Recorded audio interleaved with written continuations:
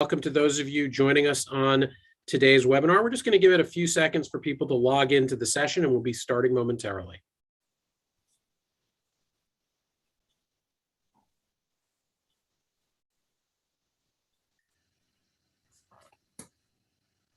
Good morning. Welcome to those of you joining us on Zoom. If you'll just give us a moment to let everyone log into the session, we'll get started momentarily.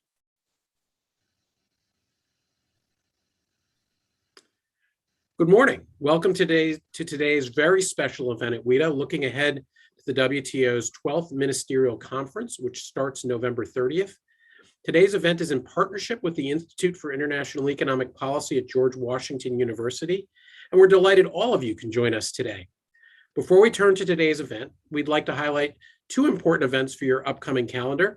On Thursday, December 9th, we have a very special multi-part event looking back at the 20th anniversary of China joining the WTO. We have an all-star panel for that event, which will be co-hosting with the Asia Society Policy Institute. And I'd like you all to mark your calendars for the 2022 Washington International Trade Conference on January 31st and February 1st. That event will be fully online, but also have a keynote luncheon hosted at the Ronald Reagan Building and International Trade Center in DC. Information on these events and our other activities will be posted in the chat and can be found at www.wita.org. If you've joined us in the past on these WITA events, we like to call out the names of some of those you are in community with at today's event, even if you can't see them online. So welcome today to Annabelle Gonzalez at the WTO, Hamid Mamdoua at King & Spalding, Brad McDonald at the IMF, and Ambassador Darcy Vetter at Edelman Global Advisory. Welcome, Annabelle, Hamid, Brad, and Darcy, and welcome to all of you. If you're watching this on Zoom, you can ask questions using the Q&A tab on Zoom. We'll try to get to as many of those at the latter part of the session as we can. We have a packed 75 minutes today, and I couldn't be more pleased than to welcome our guests. We'll start with a presentation by Ambassador Alan Wolff, the former Deputy Director General of the WTO and a good friend of many of those in the WITA trade community. It's our pleasure to welcome you back to the WITA stage, Alan.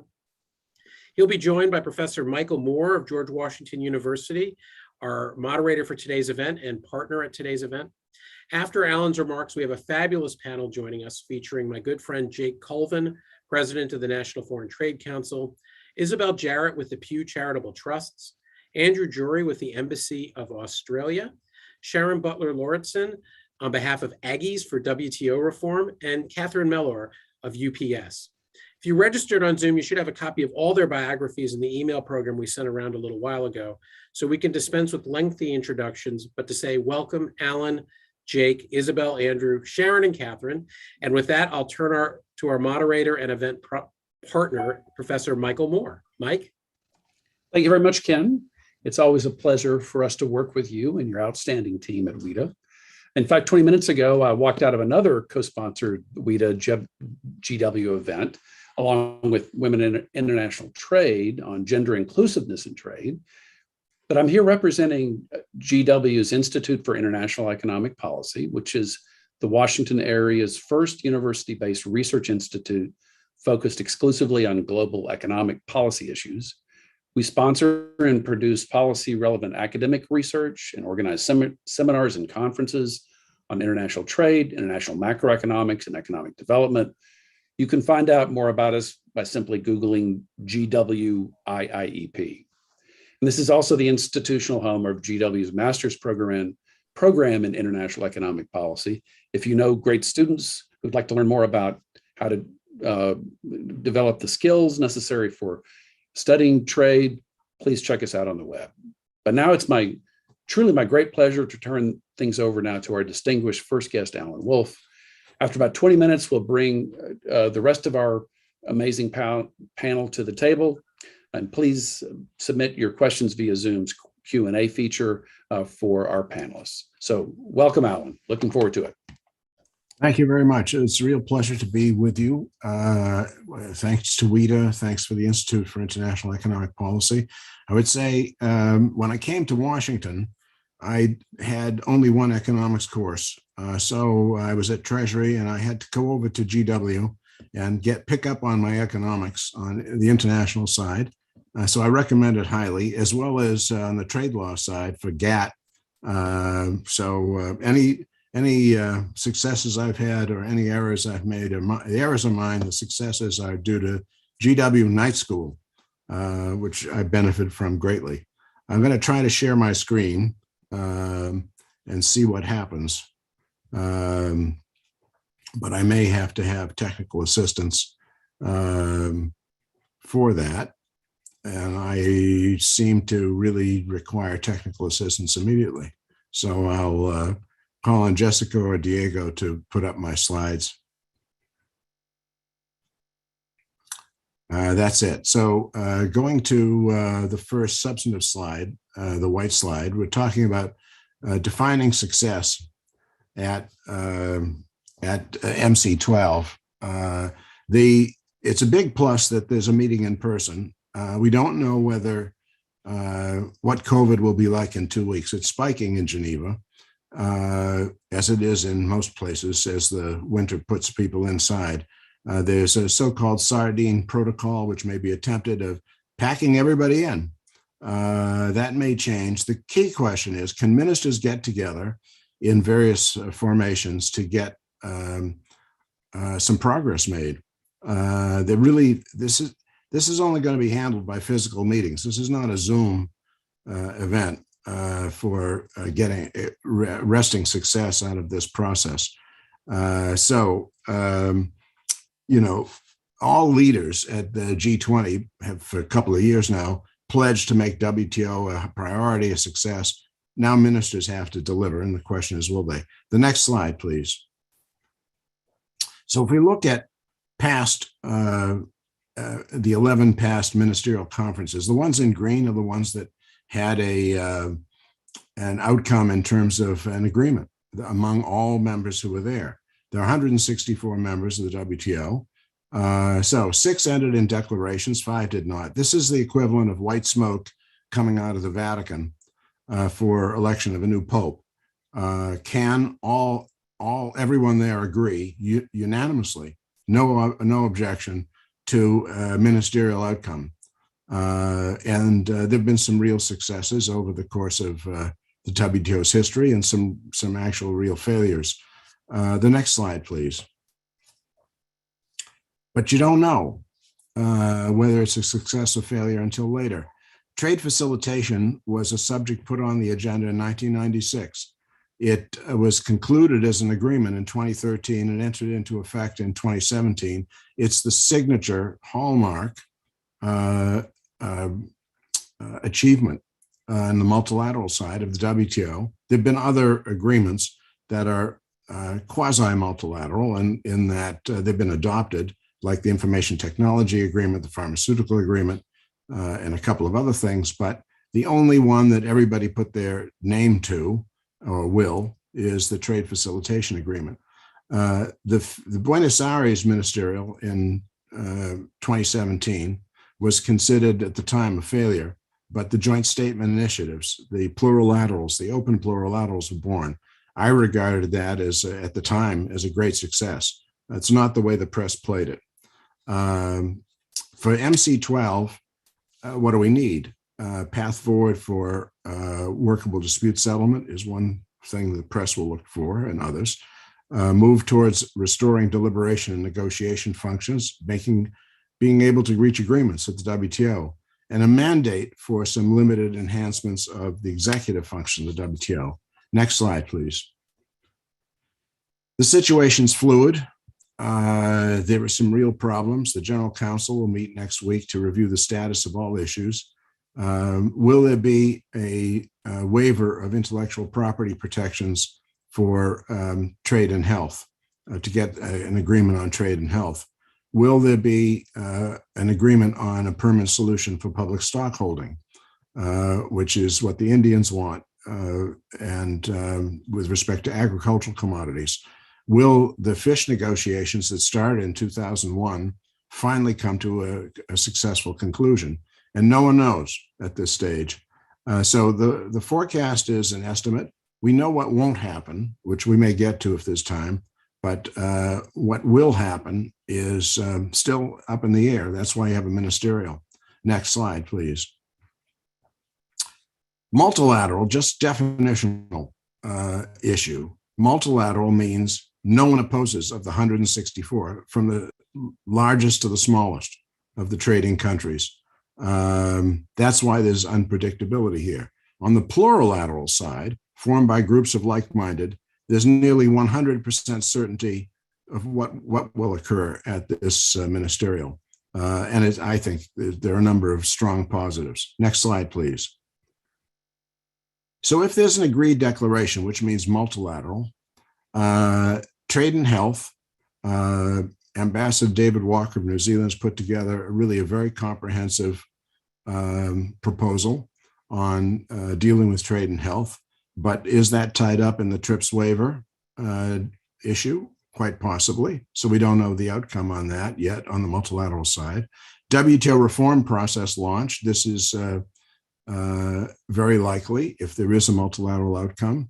It is put forward by the EU and Brazil, and holds a lot of promise. It will be very general, but it'll be a serious beginning at looking at WTO reform, which has not occurred despite leaders and ministers' meetings that keep calling for reform. Fishery subsidies, not there yet. There have been some positive signals, but there have also been some negative ones, particularly on treatment of special and differential treatment for developing countries. Agricultural work program, it doesn't look very optimistic. Will there be one at all? Very general one or none? There'll also be statements on trade and the environment after COP26, trade and gender, and a number of other issues. We don't know whether there'll be an agreed declaration. There wasn't one. This would be, if there isn't one this time, it's a 50% rate. Next slide. Will there be plurilateral outcomes? These are going along whether there's a ministerial or not. The investment facilitation agreement is very largely done. It expands the scope of the WTO to goods. Their only investment, besides the trade-related investment measures agreement, the place where there's real obligations with respect to investment in the WTO is with respect to GATS, the services side of the acquis. So this is important, and it's taking place. It's moving along. Domestic regulation of services. It's concluded. It's something that is well worth having. Micro and medium small enterprises. There's an agreed text. There's a follow-on working group, informal working group. This is something to claim credit for. E-commerce, I'm afraid, will just be a progress report. What's important is that ministers, some of them, maybe not all of them, but ministers will endorse the open plurilaterals as a way forward for the WTO simply by citing these agreements and others that they will add, which is on the next slide, please. Structured discussions on the environment. 3 of them: trade and environmental sustainability, plastics, which is the first time China has put its name, I think, to an initiative, along with Fiji. That's plastics pollution, largely in the oceans. And fossil fuel subsidy reform, which the European Union has now joined. So that's going to be important for the work of the WTO going forward. The next one, next slide, please. Trade and health. As I say, the Walker proposal is very comprehensive, addressing export restrictions, trade facilitation, regulatory coherence, tariffs, services, transparency and monitoring, collaboration with other international organizations, putting together a coordinating body to bring the work forward, to prepare a pandemic preparedness work plan by the next ministerial, which would be 2 years from now. It's not legally binding. We'll turn to the next slide. I would, next slide, please. I think this would have been a great thing to have at any time. It would have been better to have it without a 20-month lag, frankly. It talks in terms, the language is what steps members will take but it doesn't alter rights and obligations, so it's non-binding. And it could be contingent on a positive outcome for the TRIPS waiver, and that's still in doubt. We don't know how that will work out. The value, I think, is there, even if non-binding. It offers guidance that can lead to the development of common or consistent policies and measures. But take note, this morning in the Financial Times, there's a story that India has put on export restrictions on hypodermic needles that are needed for administering vaccines. So we're not out of the woods yet with respect to export restrictions that affect vaccines and other essential goods. Next slide. Fisheries. Does it get linked to other issues? What's the quality of the discipline? What's the let out for special and differential treatment? That is not landing yet. In the meantime, the incomes of rather poor countries like Somalia and the island nations of the South Pacific, they're losing their fish supply, and the oceans are being depleted. So it's a serious issue, but we're not there yet, or they're not there yet. Agriculture. Next slide, please. Next slide, please.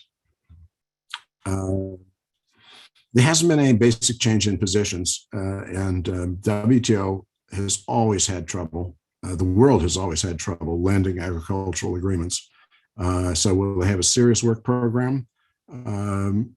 I would hope there'd be something, but we don't know yet. Public stock holding we can go into later, but India holds that out as the issue that they need. Now, the World Food Program, will it be multilateral as a pledge that no country will place export restrictions on purchases for the World Food Program, which is an award-winning program for helping developing countries in need? A number of countries have signed on to that unilaterally, plurilaterally, but can it be multilateral? Still an open issue. The WTO Reform Process. Next slide, please. What's involved? Clearly, whether the dispute settlement is going to function. Right now, you can appeal into the void, so-called, and it's the same thing as blocking an outcome, unless you've made some other arrangement. So the appellate function, that is what caused most members of the WTO to ask for reform in the first place, is the United States blocking appointments to the appellate body. But it's gone beyond that. The negotiating function, as long as there's an absolute veto by any country for any reason for anything, the negotiating function is in deep trouble. And the only way to cure it, really, besides changing procedures, is to demonstrate that you can reach agreements, which I hope this MC12 will show some progress on. Monitoring and transparency. The WTO Secretariat does a great job, but it could be better. It could use a mandate for reporting promptly anything that is problematic that affects trade, any domestic measure that affects trade of any of its members. There's a lot that could be done with, I think, a stronger executive at the WTO. What do I mean by that? The staff of the IMF comes up with proposals. The staff of the World Bank comes up with proposals. The staff of the WTO is not, the Secretariat is not expected to come up with proposals. I think it should be more forward-leaning, and members should want that to happen. Next slide. There are other issues out there. Moratorium on customs duties on electronic transmissions. That's a perennial. Well, it's a biennial. Comes up every 2 years. Will it be extended? Won't it be extended? There'll be some upset if it isn't, and chances are some customs duties placed on the digital world, and some retaliation from countries that are offended by that. Moratorium on non-violation for TRIPS, which was a trade-off. That's up for renewal. What's said about development? If there is a statement, there will be a strong development component. There always is. What's done about LDC, least developed country graduation? What's said about landlocked countries, the vulnerable countries? What's said, Japan would like to have something in there on the digital economy. It's something that former Prime Minister Abe was very strong on. Trade for peace, a movement in the WTO that DDG Zhang now is leading that initiative. It's something I did when I was there, of helping the conflict-affected countries through WTO accessions get into a better place. Article 12, rebalancing, what's that mean? Article 12 are the countries that came in to the WTO as opposed to being original members. They've come in since 2001, and they have contributed more in terms of their obligations than the original members. So, what's going to happen in that regard? Next slide, please.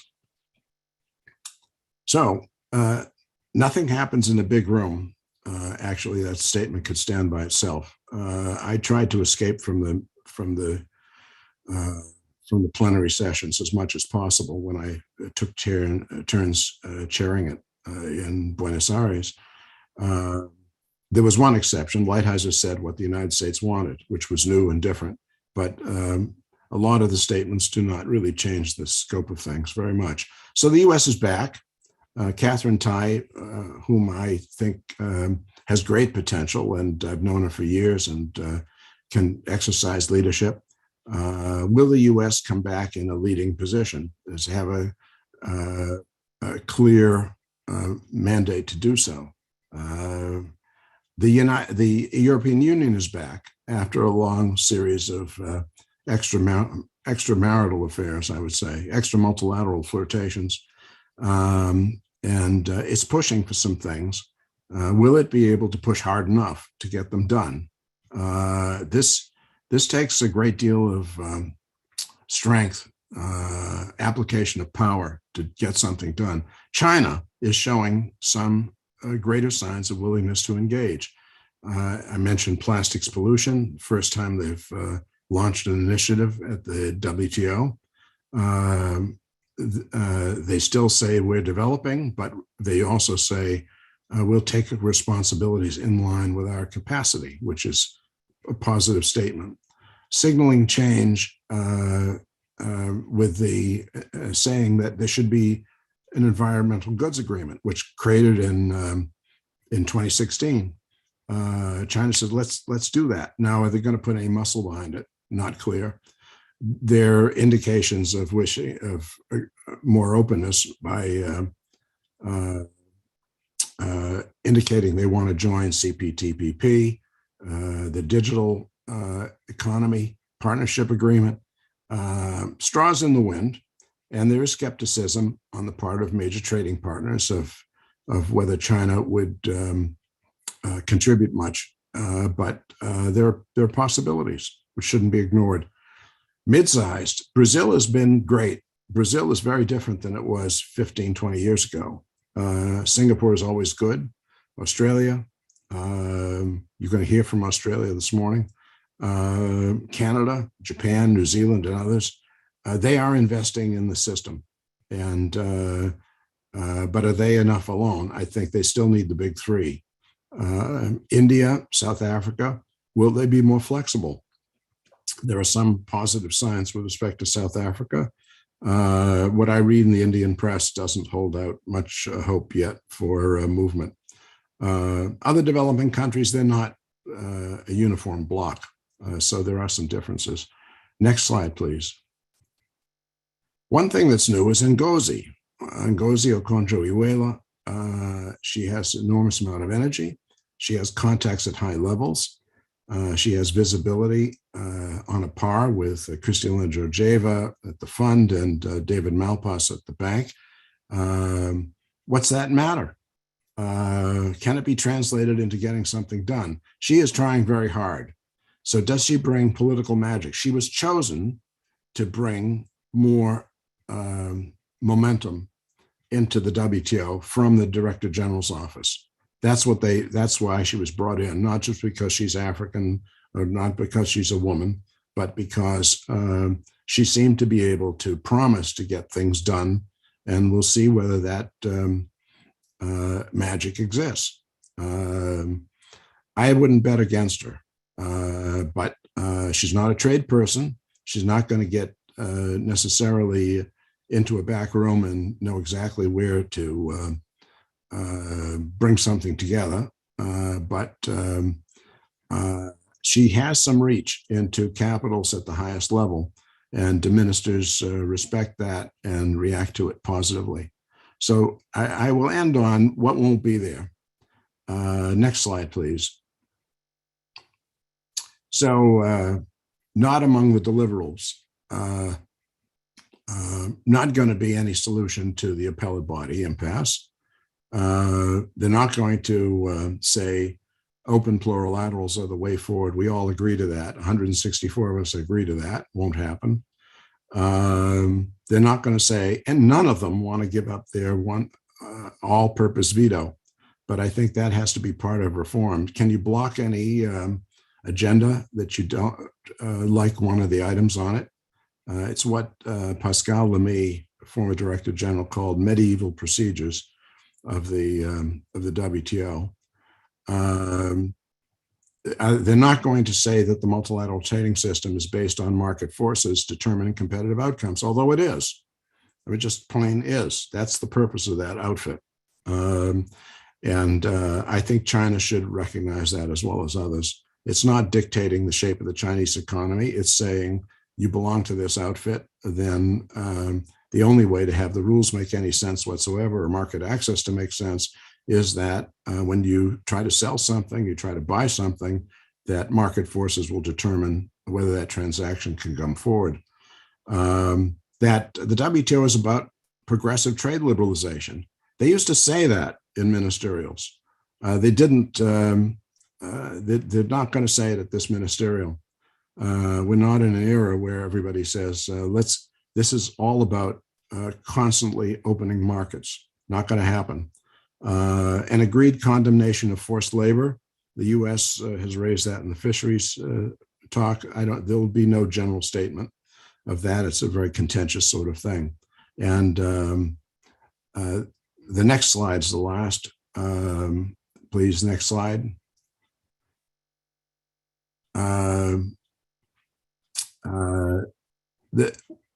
What's at stake at MC12? It's the future of the multilateral trading system. Whether it's going to increase its service to the world's economy, or whether it's going to still labor under a lot of problems. So it's credibility, it's viability. It doesn't go away the next day if they don't have an agreement. It's just another black mark, and others, member countries would turn, if they can't get anything out of Geneva, out of the multilateral system, they will increasingly turn to bilateral agreements, to regional agreements. I'm a fan of CPTPP. I think it's great the UK applied to it. It's interesting that China has. I wish the US would go back in, but it isn't. And I favor it because it leads to a stronger, I think, ultimately multilateral system. It's a stepping stone to a stronger multilateral system. But the action is going to go elsewhere if it's not done, increasingly, if it's not done in Geneva. And agreements that are, you could say it's single issue, but digital trade is a big issue, like DIPA, that's the wave of the future. So I keep promising that's the last slide, but the next one is. So MC12 is part of the journey. If you've been up Mont Blanc in France, across from Geneva, it's an interim stop on the cable car on the telepherique. not the end of the story. We need both, I think, multilateral agreements and plurilaterals within the WTO. And I think the world needs a strong and effective WTO. And I think there will be positives out of this ministerial conference. And the question is, how positive? And what's needed? And it has to be a stage in the way forward. I'll stop there and talk with Professor Michael Moore, and then your panelists will be able to weigh in. Okay, great, Alan. Really do appreciate that. It was quite a, there's a lot of information in that take some time to digest. But actually, I would like to bring in the other panelists, sort of pulling off some of the last comments that you made, Alan, which is really about the stakes that are involved here. And if the rest of the panelists can go ahead and turn on your videos, because so I want to turn the discussion from various representatives that we have here about what would really be considered to be a likely outcome, and possibly even sort of a minimum outcome that would be able to be portrayed as a real success. And so let me start, I guess, with Catherine Malora, if you may, please. So really, just what would be considered plausible and a minimum outcome that would be considered successful? Sure, Michael, thank you. And agree, no disappointing from Ambassador Wolff in terms of giving us the list of issues to think about. Of everything he laid out, I might just speak to what we would like to see on the trade and health agenda. So with regards to this, we absolutely agree with the ambassador that the way in which the WTO has worked on this in preparation for MC12 has been very comprehensive. They've done a number of papers, the Ottawa group, which is identifying not just where the barriers are, but why we still have barriers to access in essential goods around the world. And it's encapsulated the issues that we really care about, which is export restrictions, customs, technical regulations, tariffs, transparency, etc. But I would say what has changed over the last few months in preparation for MC12 is that some of the urgency around these issues has changed. And if we think about what we've been trying to solve in this agenda productively, it's been one, the self-interest of nations. We've been trying to solve that as a problem, hoarding, export controls. Two, production capacity, the challenges of scaling the vaccine for demand. And then three, the supply chain and the delivery. And we've had some measure of relief in those first two. We're not out of the woods, as Alan said, in terms of export controls, but we're now reaching 1.6 billion doses produced a month of the vaccine. So from our perspective, we really have to make sure that that third priority of looking at the issues of delivery, of trade facilitation in essential goods is prioritized. This is still a very dynamic area of trade, which is varied between countries and regions. And we would like to see this agenda move forward as an outcome, concluding in an action plan as has been proposed, and for it to include a really robust participation from the private sector. There are issues that look like they are a priority from a distance, like the movement of the vaccine across the border, but we can tell you from our experience that it's actually not. Something much more impactful on access to an essential good right now might be the fact that the gloves that you need to use to pick up dry ice which you need to cool the vaccine, are a dual-use glove, and they're not considered an essential good. So it's going to take real data collection and transparency and inclusion of the private sector. But we think this action plan, even in its non-binding state, it was a very productive effort by the WTO. Okay, great, thank you. Well, let me turn to Jay Colvin, if I could, please, to again your thoughts about sort of a minimum outcomes that can be considered successful ministerial. Sure, thanks very much, Mike, and thanks Ken and Diego, WITA and GW for having me today and for putting on this conversation. Alan, I think in your paper you had suggested that the ministerial was sort of an inflection point for the WTO, and I would agree with that. I think one way or the other, the outcome of this ministerial will sort of signal a future path and kind of the vibrancy of the organization. And so, Alan, you already listed out the kind of potential for deliverables at MC12. I think, obviously we need to be realistic. Given COVID, it's still hard to negotiate. Fisheries continues to be difficult even after all this time. We need to extend the customs duty moratorium on electronic transmissions. But that signal, whether we can do that on a multilateral basis, will also send a signal about whether truly multilateral outcomes are possible at WTO. I think we're enthusiastic that there will be some progress on JSIs, including domestic services regulation, trade and gender, certainly e-commerce. And there's obviously a lot of enthusiasm around a deliverable in trade and health, but I think still to be determined what that looks like. What I wanted to emphasize is that I think there's a real opportunity for the WTO to set the table for meaningful future work in a flexible way. So I think the WTO really ought to be positioning itself as kind of a practical forum for addressing shared global challenges that are important to businesses and workers and governments. So, to be clear, the baseline value of the WTO is still really important to companies, right? All of our member companies need the certainty in terms of tariff commitments and standards frameworks that the WTO provides across its membership.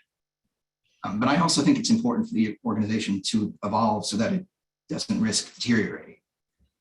So maybe just to step back for a minute, I took over as president of the National Foreign Trade Council about a month and a half ago. And so been thinking a lot about our mission and values. Our mission hasn't changed. Our mission is to advance global commerce. But we and our member companies are increasingly focused on purpose, which I would characterize as advancing global commerce for good. And I think the WTO has a real opportunity to be the core platform for advancing shared priorities for governments and businesses around things like health, climate, building more resilient supply chains, making sure workers have the skills they need to compete, and also building a more inclusive global economy.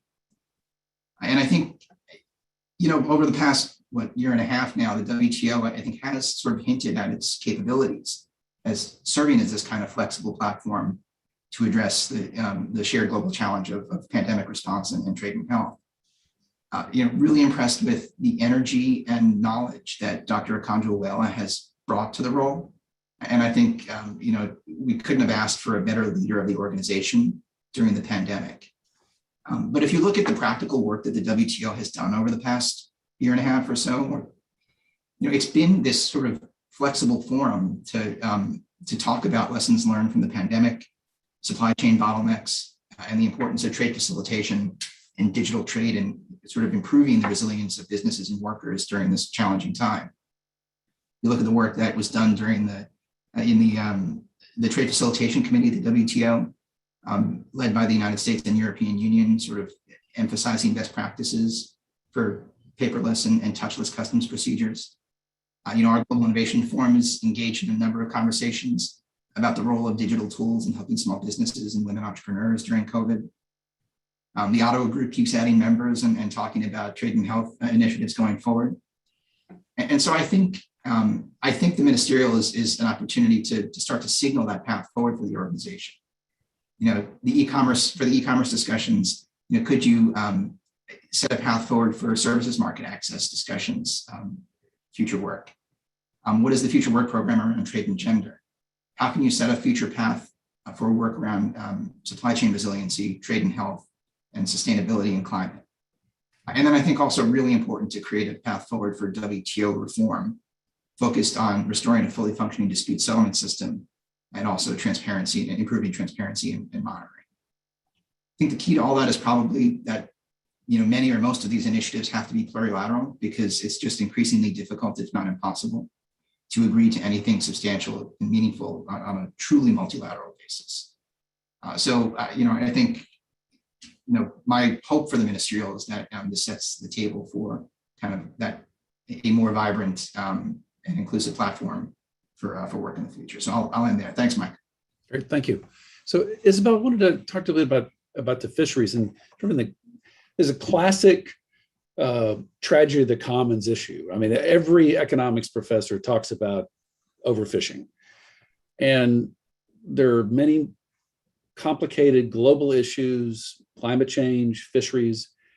It's been complicated with fisheries. Many years optimistic about a deliverable. What does COP26 tell us anything about the possibility of an agreement here? Because that's a critical example of the ability to work together, it seems. Yeah, no, it's a great question, and Mike, and I would say that just as Ambassador Wolff said, and Jake and others have said, we're at a kind of inflection point of the WTO with MC12, and I think that the one of the main deliverables that could come out of MC12 is, of course, a fisheries subsidies agreement, which I'm cautiously optimistic that we can achieve, or that members can achieve rather. But I think it really is almost a microcosm of all the issues and questions that we've kind of have on our minds about the future of the WTO. So, for example, special and differential treatment. I saw there was a question in the Q&A about the role of US and US leadership. I'm also kind of setting the WTO up for future work. You know, is the WTO going to be a place, as Ambassador Wolff sort of laid out? There are some other environmental issues that the WTO could be well placed to take on, such as plastics trade or fossil fuel subsidies. So this really is if the WTO can achieve an agreement on fisheries subsidies, I think it opens up real possibilities for future work, but also, of course, really signaling the credibility of the WTO. And of course, I think also ensuring that Dr. Ngozi's, the rest of her term can build upon a solid foundation. I think it's going to be quite difficult for her if she's indicated that a fisheries subsidies deal is one of her top 3 priorities from her first day in office. She laid this out. And if the WTO fails at MC12 to finish 20 years of negotiations, it's going to be quite difficult for her to build on that failure, frankly, and have successes in other areas, I think. To your point about your question about COP26, I mean, I think as others have indicated, multilateralism right now is it's really tricky to reach a multilateral agreement. There's so many different interests at play. What I would say about COP26, and I think there's some really important inclusion of language, and this is perhaps to the question, what would we as an environmental organization like to see in an agreement on fisheries subsidies? The final agreement at COP26 included language about the phase out of inefficient fossil fuel subsidies. And so we would like to see that fuel subsidies to fishing fleets are captured by an agreement, demonstrating that members are coming good on their promises. You know, this is the first step, the first way that members can show that they really do mean what they say when they said they were going to get rid of inefficient fossil fuel subsidies. I think some other elements that we would want to see, in addition to, of course, all members coming to the table and being willing to take on responsibilities. I mean, that's ultimately what you want to see from a multilateral agreement, is governments around the world provide $22 billion in harmful subsidies each year, harmful fisheries subsidies, but just 7 political entities provide more than 2/3 of all harmful subsidies. So of that 22 billion, 14 billion is provided by just 7 political entities. And you might be able to guess which they are: China, the EU, Russia, Thailand, Japan, Korea, and the US. So really, in order for a deal to be meaningful, those governments are going to need to take on big responsibilities. And so we would like to see that happen. So I remain optimistic that that members can reach a fisheries subsidies agreement, and I remain optimistic that it can be a good agreement. So it's a little hard to be optimistic with the rising seas behind you. That's very disturbing to see. Your office is half submerged, I have to say. Yes. So it's DC. It's a swamp. Yeah. Okay. So Sharon, let me turn to you. An easy sector, agriculture. So Alan seemed to be pretty pessimistic about progress forward. And maybe I've been around long enough to also be pessimistic, but can we be optimistic about something? Yeah, thanks, Mike. And I really didn't disagree with much that Alan said. He and I have had lots of conversations previously about this. And, you know, everyone is looking to see some kind of work program potentially come out of MC12. And, you know, the group that I work with of American agricultural organizations would welcome that, provided it's the right work program. And I think with the differences that we're seeing in Geneva right now, that might mean that it has to be not very specific, but set the table for post MC12 work. So, you know, that work program will need to talk about trade distorting domestic support. And quite frankly, we have some very large developing countries now that play a very important role in providing trade distorting support in a lot of staple food products. So they need to get on board, which they are not yet. But it also needs to include market access. You know, one of the things I say is all the countries I know, they protect their farmers somehow, whether it's, you know, providing domestic support or high tariffs or non-science-based SPS measures. So market access should be, will need to be a part of that in a balanced manner. You know, the low-hanging fruit you hope can come out of this, and that would be a ban on or export restrictions for the World Food Program purchases. That would be something I think really welcomed. It may not have dramatic change on world trade, but it would show a political willingness to engage. Clearly, again, India needs to get on board with that one. And I do think that there may be some elements of transparency that can come out of this, whether there's an agreement at MC12 for certain pieces or it's part of the work program afterward. I think transparency is important to make sure that we're all counting domestic support the same way and looking at the same things and understand what the applied tariffs are. That transparency is important in order for negotiators to know what they're negotiating on. And then we do have a little issue on sanitary and phytosanitary measures. There's been a lot of work done to try and develop support for a ministerial statement on SPS. I think the European Union is still not on board with that one yet, but that could be some low-hanging fruit. So in conclusion, I don't think we need, you know, big dramatic conclusions out of MC12 on agriculture. Because I would want to make sure that any outcomes are really focused on trade liberalization, which Alan seemed to think was a far stretch. But we should be looking to set the table for post MC12 work. The coalition of ag groups that I work with are engaged and interested in trying to make progress in that regard. Thank you. Thank you. Sandra, let's turn to you finally for this first round of questions. And you know, I had to think about this, you know, Australia's role in very interesting and innovative plurilateral agreements. I don't know whether you would like to address the possibilities for useful plurilateral outcomes out of this, or want to talk about the broader multilateral achievables. But just turn it over to you.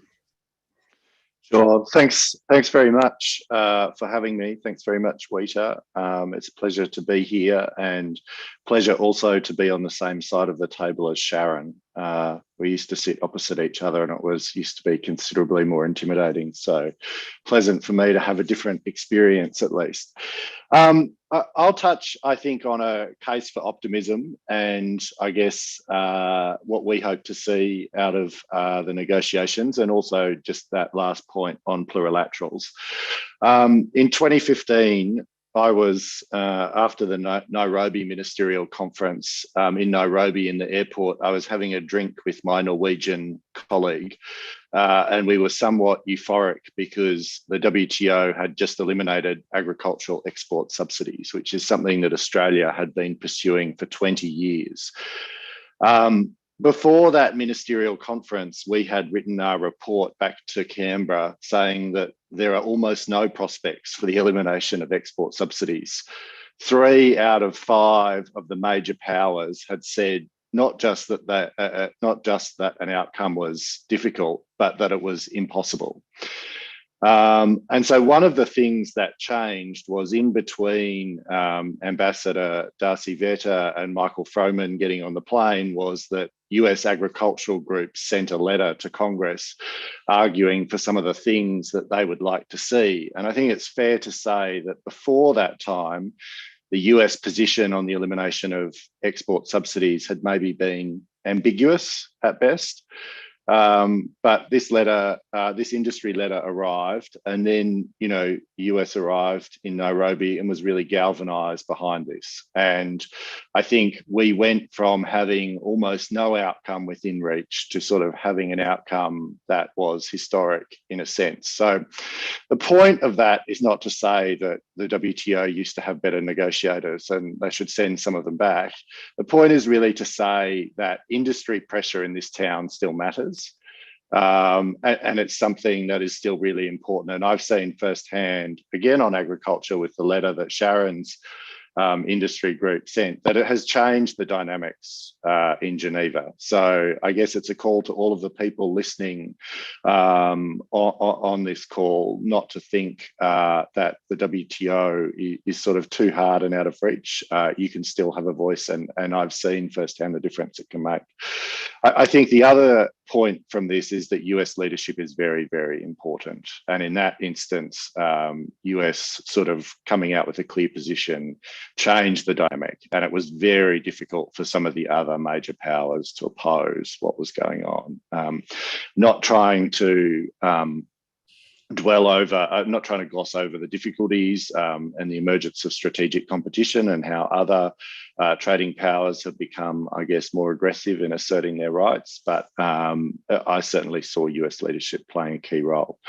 I think in terms of what we would like to see, I mean, we're very, we hope that there'll be an outcome on fisheries subsidies. I think that, we still want an ambitious outcome on fisheries subsidies. And I think we think that, having an agreement for the sake of an agreement is not the right approach, and that there should be meaningful disciplines there. Obviously, as leader of the CANS group on agriculture, we are hopeful for a roadmap for future negotiations on agriculture. I think that it will be very difficult for some of the reasons that Sharon outlined. In particular, there are questions around what types of subsidies should be included, whether it's all forms of trade distorting support. Some members want a more narrow approach. The issue on whether or not you can use market price support and use a formula which is different to the formula that the rest of the membership uses, what's called public stockholding, is also very contentious. But we will continue pushing very hard on those issues.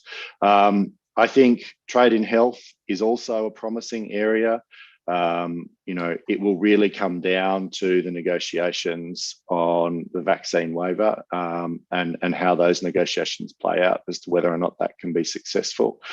And lastly, I guess an area that we are particularly focused on is WTO reform and WTO members being able to restart a conversation on dispute settlement.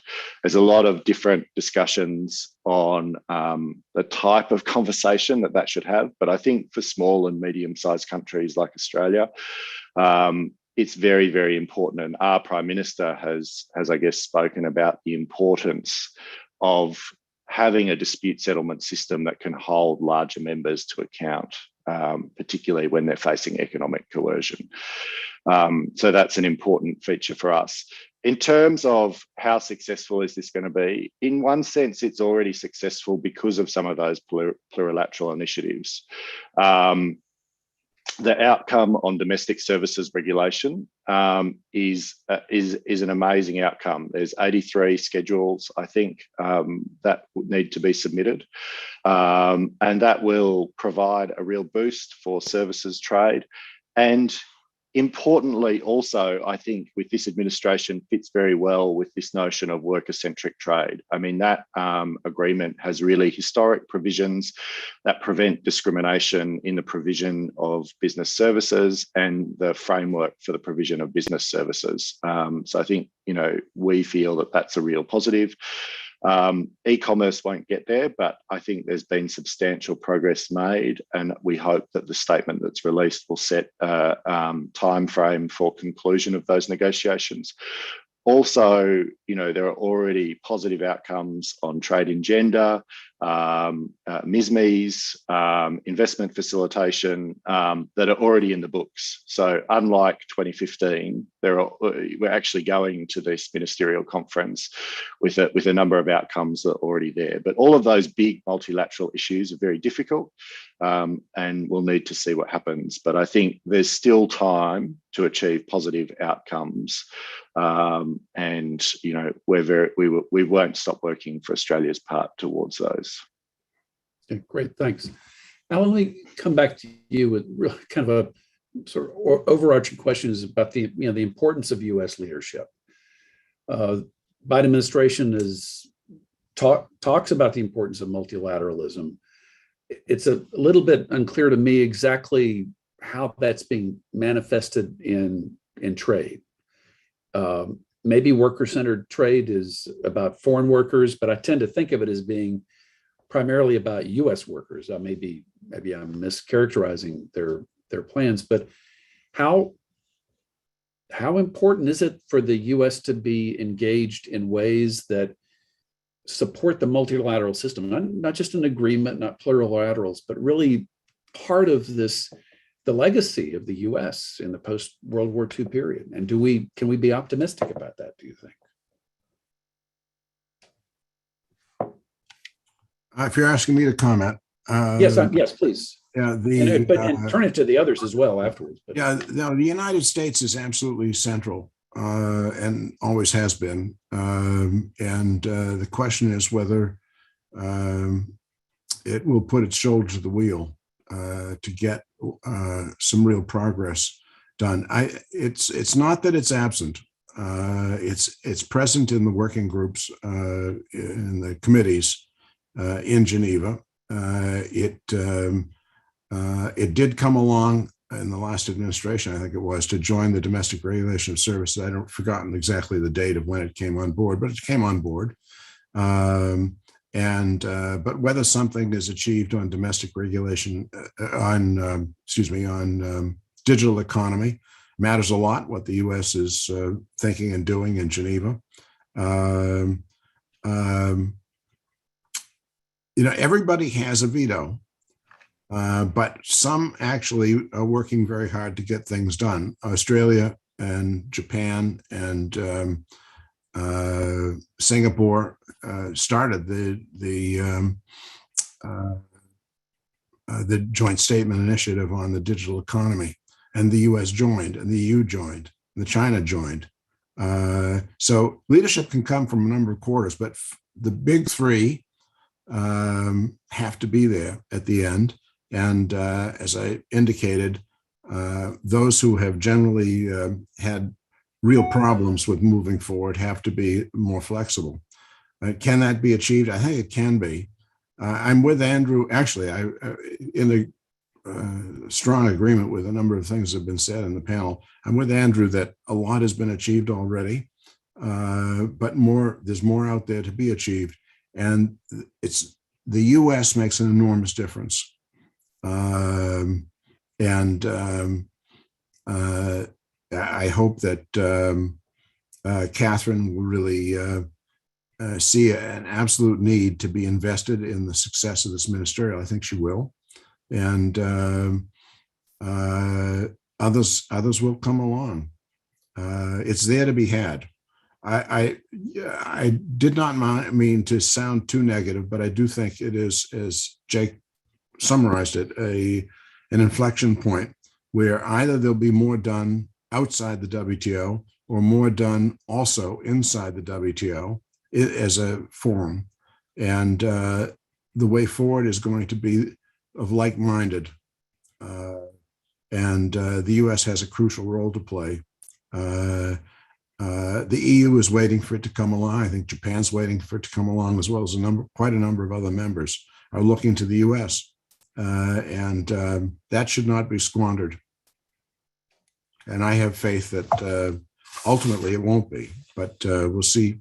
We'll see in 2 weeks what can be achieved. Trade negotiators. Go ahead. Trade negotiators are actually not given a lot of credit for walking away from the table. They're supposed to actually reach agreements, quality agreements, but ultimately they're graded on what they can deliver. So I hope that the ministers, all of the ministers who go there, will have that in mind. And I would love to have comments from anybody else, maybe especially Andrew, about the U.S. re-engagement in the process and how important that's been and will continue to be. It's certainly, I'm happy to jump in while Andrew formulates his response. I think obviously U.S. leadership is absolutely necessary to make sure that, to paraphrase Ambassador Tai, that the WTO's reality matches its ambition. And I think, we ought to take Ambassador Tai at her word that the United States wants to be bold and bring its A game or best game to MC12. I think, the one challenge for the administration is that this is not the only place where they need to play their best game.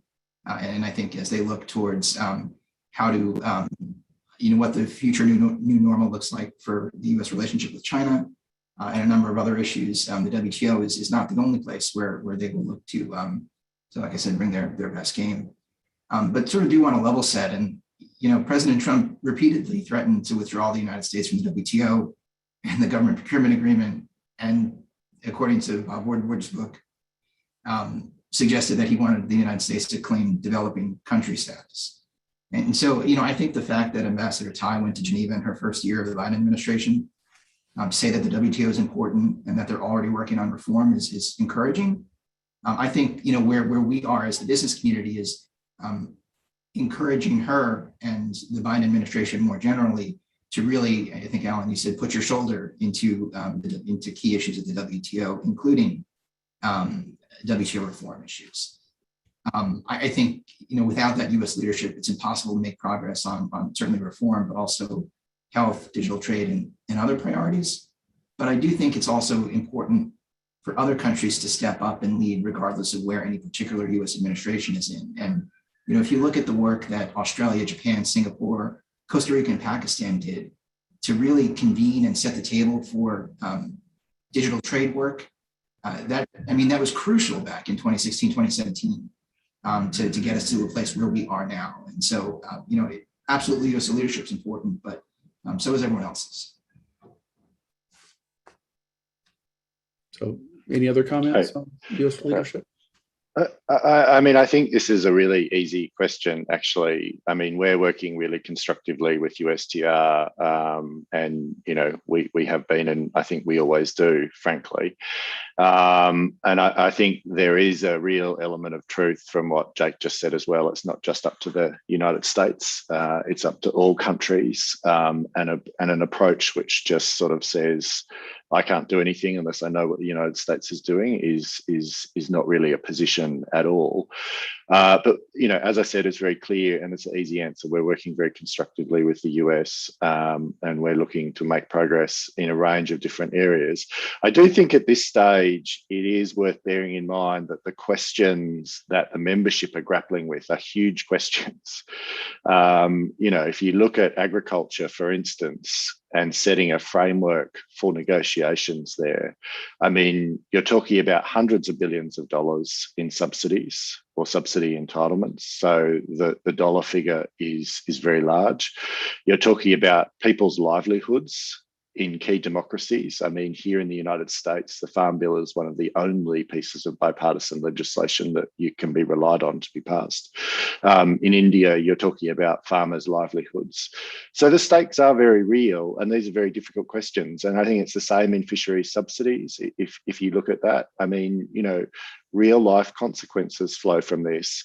And 2 weeks out from a negotiation, if you're a trade negotiator, you don't want to be signaling that you're going to change your position anytime soon. You want to be sticking to your guns. So I think that it's encouraging that there's been consensus on a number of items. And I think it's encouraging that a number of the panelists here today, even while the outlook can be negatives for some of those issues, have been able to sort of chart a path through some of those issues, which I think is positive, and hopefully we'll see those paths and frameworks emerge over the next couple of weeks. Okay, great. Isabel, Catherine, Sharon, any comments about U.S. leadership? Sort of how? Yeah, So, I'm happy to just add. I mean, I think U.S. leadership is absolutely critical, but it's also they can't be the only ones to come forward. But I think that they have, because of the way the timing of the election worked, and Catherine Tai, being confirmed, they were a bit quiet, and they've only just really engaged.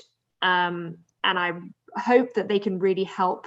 As Andrew's talked about, it's really important to reach an ambitious agreement, and Australia and the US have been working really well together on raising ambition, and I really hope that both members, alongside some of their other peers, can help keep ambition high. So I think US leadership is critical. It's not the only leader that's needed, and everybody needs to take on responsibilities, as Jake sort of said. But really critical in helping getting a deal, in this case of fishery subsidies, across the line.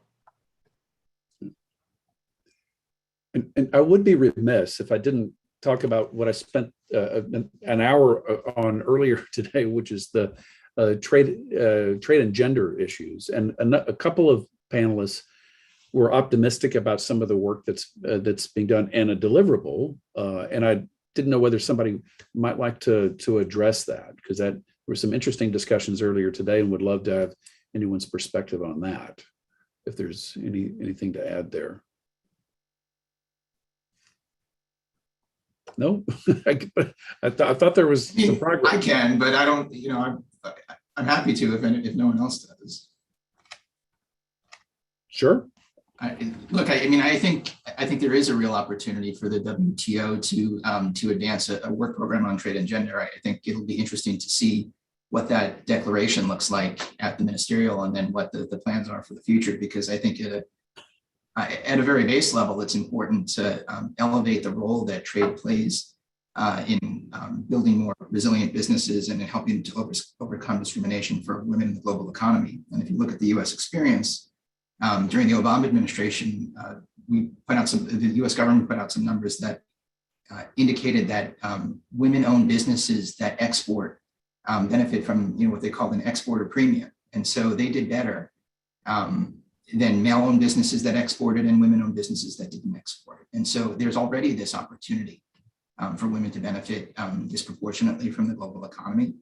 I do think there's more that can be done at the WTO, and it's everything from experience sharing to looking through trade through a gender lens, to actually sort of coming up with commitments on that ensure equal access and opportunity, which is something that the Biden administration already seems to be thinking about with respect to the provision that it put in the domestic services regulation on licensing. And so, I think there's an opportunity there. The WTO is not the only forum for this. APEC has been doing a lot of work. To the extent that we decide to engage in a regional digital trade agreement or economic framework in the Indo-Pacific, I think there's also another opportunity there to think about looking at trade through that gender lens. Ngozi has pointed out, as has Catherine Tai, that the world trading system, the multilateral trading system, the opening words of the sort of founding document, the International Trade Organization, it's about people. This administration has talked about labor in particular, but the gender initiative is very important, and it comes down to making sure, as Jake has said, throughout the agreements, new agreements and the current agreements, that gender is looked to as a factor. So, for example, with respect to the standards for bringing coffee to market, if you say that a bag of coffee has to be 20 kilos, you're going to actually have a disproportionate effect on women than if they're 10 kilos. Standards are important. How they're employed is important. Moving forward on the digital framework, given the fact that women, at least in developed countries, are disproportionately burdened with child rearing still, at least in our society, that digital access is extremely important, and that's a way of participation. In agriculture, women are, in many cultures, the ones who are carrying the burden. And therefore, agricultural market access for them is extremely important. So a gender lens is I think, a vital part of the WTO moving forward. And it's not forgotten. And it can't just be in a declaration. It's got to be throughout the operations of the agreement. Michael, I'll just say very quickly, it's definitely not forgotten, and there is a moment of opportunity and alignment between the Biden administration and this Director General, and certainly the business community. UPS has been working on this, as Jake knows very well, for a decade, and looking at the gender lens in all the ways that Ambassador Wolff just described, where there are disparities, where the WTO can make a difference, and then how do companies help implement those changes through capacity building and engagement. And there is a lot of progress has happened in the last several years, and this moment for a declaration and coordination between countries and the private sector in women's economic empowerment is certainly something we have an eye on, and I think we are feeling very optimistic about it this year. Great. There are a couple of questions about possible reform of the appellate body, which sounds like that's just not going to happen, I gather. But any concluding thoughts about that? And I say this in part, as this group clearly knows, that WTO is about negotiation and about dispute settlement. Negotiations not been a great a couple of decades. Dispute settlements kind of dysfunctional right now. That, from an outsider, that makes me very pessimistic about the WTO going forward. Those two core issues sort of grinding to a halt. Any other thoughts about the prospects for some movement there? I would just say that Catherine Tai has signaled the U.S. is willing to sit down and talk. And that is a major change from the last administration. And I don't think that's, she said it's a broader issue, that it is tied into what the rules are. And it's going to be complicated, but I think they'll begin a process. Whether and I hope that there is a WTO reform, the WTO reform initiative gets adopted that Brazil and the European Union have put forward. But even if it doesn't, I think there will be engagement by the United States and some progress being made. But is it complicated? Yeah, it's highly complicated. So, final question, really about developing countries themselves deciding who's a developing country with all sorts of follow-on implications. I gather, or is any chance for any progress on having a more systematic way to make that determination, or is it maintained as a self-certification? It's not going to change, I would say, except in reality. If you have a particular agreement that's coming through on any subject, no one's going to give different countries differential treatment based on what they say that they deserve as opposed to what they actually deserve in reality. So I think that there will be practical solutions. China has said that it will take on obligations in line with its capabilities. I think they will have to do so. If there's the ITA, the Information Technology Agreement, hasn't been reviewed for updating, neither for trade and health nor for anything else since 2018. That negotiation is going to be where China is a leading producer in the world, and I don't think any claim of special and differential treatment would go very far in that sort of setting, and I don't know if they make one. So there's a way forward, but will there be an agreement on categories? I don't think so. I would maybe just add to that by couching your question in sort of the broader issues of WTO reform, and I think agree with Alan that reform solutions are going to have to be sort of practical rather than perhaps across the board. Certainly, I think U.S. leadership will be required to solve the appellate body crisis, and I think now is an important moment for that crisis to start to be resolved. And certainly as we look to the next couple of years with U.S. elections. But then, I think I look back and think about, like, how can you make the framework, it's just sort of the system of meetings work better at the WTO? And, you look at Dr. Akanjo-Iweala's background as a finance minister, it's worth asking if having a WTO ministerial every 2 to 5 years is the right framework for making progress. I've heard her say that, look, I was a finance minister.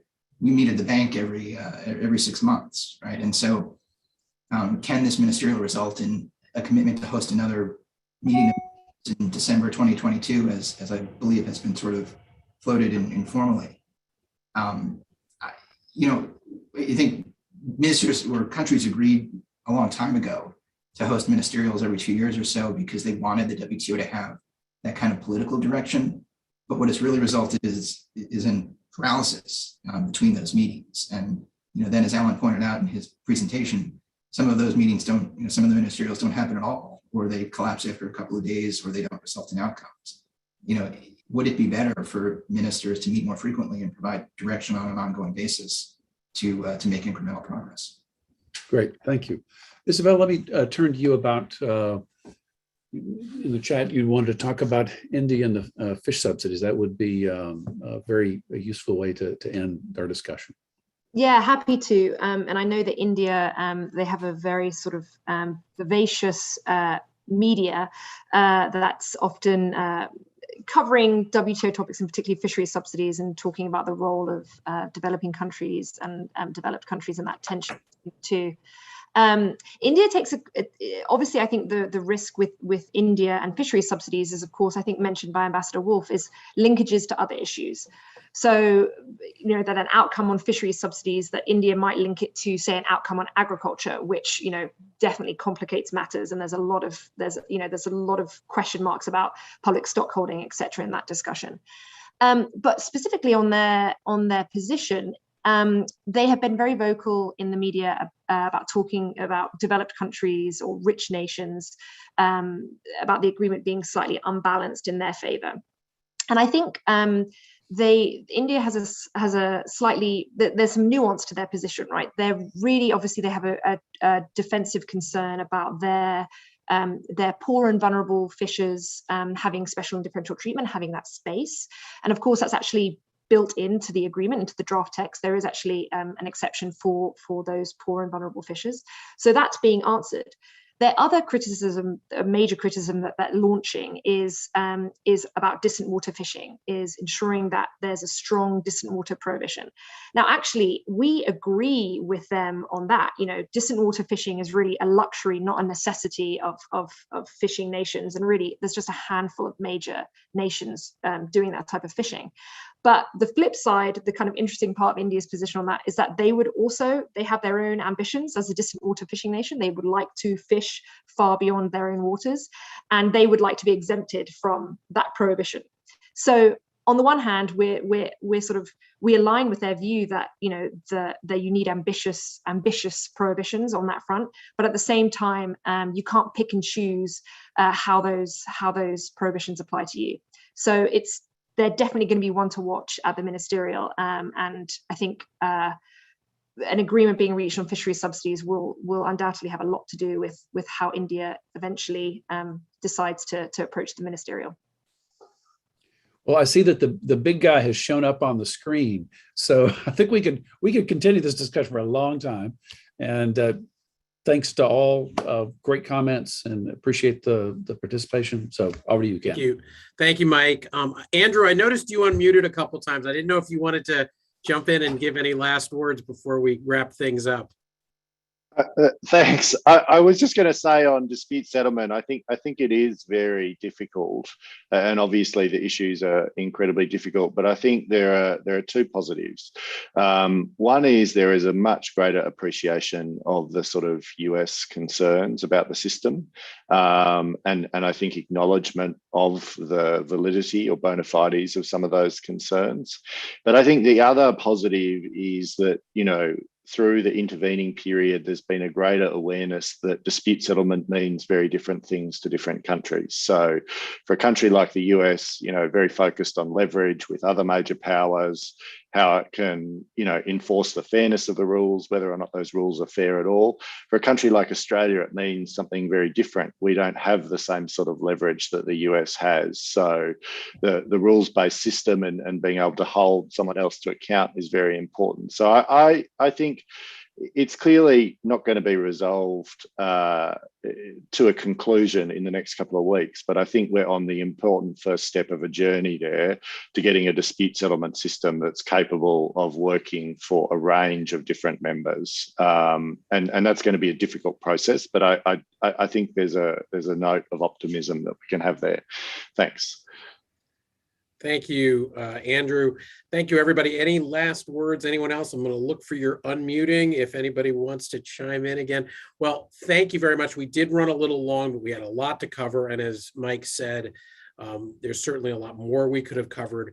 Really grateful to all of you for joining us. Alan, welcome back to the WITA stage. It's a pleasure to see you again. Mike, thank you for your partnership on this and other events as well. Jake, NFTC, also a frequent partner. I could say something about all of you, Aggies for Trade. Andrew, the embassy has been a great friend. Pew is also group we've worked with for many years. And of course, UPS, a longtime partner with WITA and supporter. And we're really grateful to you and your colleagues, Catherine.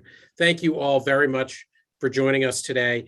We look forward to hosting you again. We have another, as we mentioned, big WTO-oriented event on December 9th, looking at China's 20 years in the WTO with an all-star panel.